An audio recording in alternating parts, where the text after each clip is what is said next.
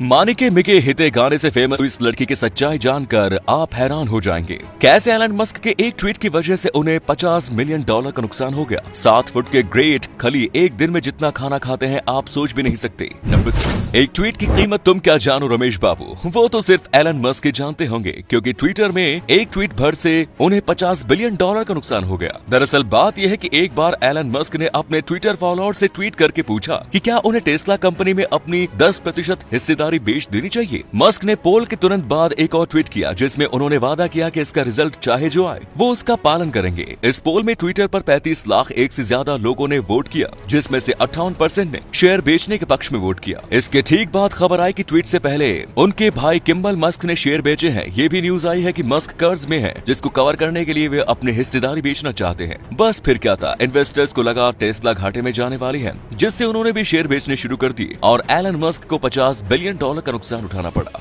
Number 4, मानिके मगे हिते भले ही ये गाना किसी को समझ में न आया हो, लेकिन इस लड़की की आवाज का हर कोई दीवाना हो गया। इसका वीडियो खूब वायरल हो रहा है, जिसकी अमिताभ बच्चन भी तारीफ करने से खुद को नहीं रोक पाए। लेकिन ये लड़की कौन है? इस लड़की का पूरा नाम योहाने दिलोका डिसिल्वा है। ज्यादातर लोगों को इंस्टाग्राम रील्स पर देखकर लग रहा है कि ये सिंगर शायद साउथ इंडियन है। हालांकि आपको ताजुब होगा कि योहाने इंडियन नहीं बल्कि श्रीलंका की रहने वाली है। उनका ओरिजिनल गाना जो सोशल मीडिया पर छाया हुआ है वो भी तमिल या मलयालम में नहीं बल्कि सिंहला भाषा में है। योहाने सिंगर तो है ही, साथ में लिरिक्स राइटर, रैपर और म्यूजिक प्रोड्यूसर भी है। वो टिकटॉक पर भी एक फेमस सेलिब्रिटी है। उन्हें श्रीलंका की रैप प्रिंसेस के नाम से भी जाना जाता है। वो अपने देश में पहले से ही पॉपुलर रही है, लेकिन सोशल मीडिया पर सनसनी के बाद अब पूरी दुनिया उन्हें जानने लगी है। नंबर 4, द ग्रेट खली को देखकर ज्यादातर लोगों के मन में यह सवाल जरूर उठता होगा कि आखिर वो खाते क्या है। खली सुबह उठते ही करीब आधा लीटर पानी पीते हैं और उसके बाद वो नाश्ते में करीब 10 अंडे और साथ में 1 लीटर दूध और साथ में ब्रेड खाते हैं। लेकिन वो कभी चाय या कॉफी नहीं पीते। दोपहर को अपने लंच में 1 किलो चिकन, करी, दालें, सब्जियां और सफेद ब्रेड, चावल और अंडे के साथ साथ कुछ ड्राई फ्रूट्स भी खाते हैं। अगर रात में बात करें तो डिनर में 10 गेहूं की रोटी,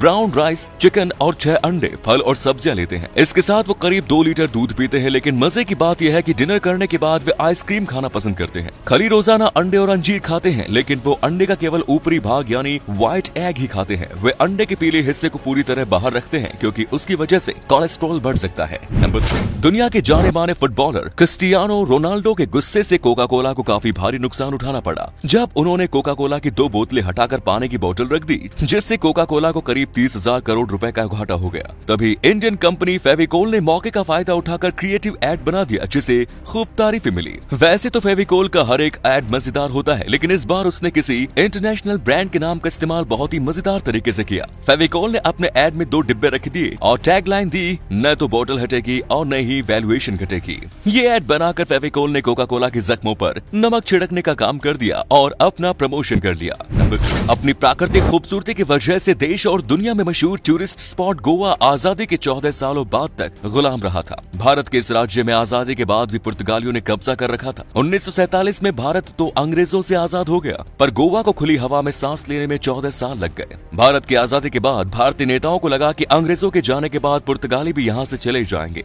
लेकिन ऐसा नहीं हुआ। पुर्तगाली अपना कब्जा जमाए रहे। भारत सरकार की चेतावनी के बाद भी जब पुर्तगाल नहीं माना, तब 19 दिसंबर 1961 को भारतीय सेना ने भारत सरकार के आदेश पर ऑपरेशन विजय अभियान शुरू किया और गोवा को पुर्तगालियों के शासन से मुक्त कराया था। गोवा भारत के सबसे ज्यादा विकसित राज्यों में से एक है, लेकिन यहाँ आज भी पुर्तगाल के कल्चर की झलक देखने को मिलती है। नंबर 1, अगली बार जब आप देश के किसी भी नेशनल हाईवे से गुजर रहे हैं तो आपको टोल पर 10 सेकंड से ज्यादा इंतजार करना पड़ा, तो आप टोल ना दें। जी हाँ, आपने बिल्कुल सही सुना। अब सरकार ने टोल प्लाजा को लेकर एक बड़ा नियम बनाया है, जिसके मुताबिक अगर यदि टोल पर किसी कारण से गाड़ियों की लाइन 100 मीटर से ज्यादा होती है तो ऐसी हालत में सभी गाड़ियों को बिना टोल दिए जाने की अनुमति होगी, जब तक टोल प्लाजा से गाड़ियों की लाइन वापस 100 मीटर के अंदर नहीं पहुंच जाती। इसके अलावा अगर टोल टैक्स का भुगतान के लिए 10 सेकंड से ज्यादा का इंतजार करना पड़े तो इस स्थिति में भी टोल टैक्स फ्री कर दिया जाएगा। ऐसा इसलिए किया जा रहा है ताकि टोल प्लाजा पर बिना जाम के गाड़ियां आती जाती रहे।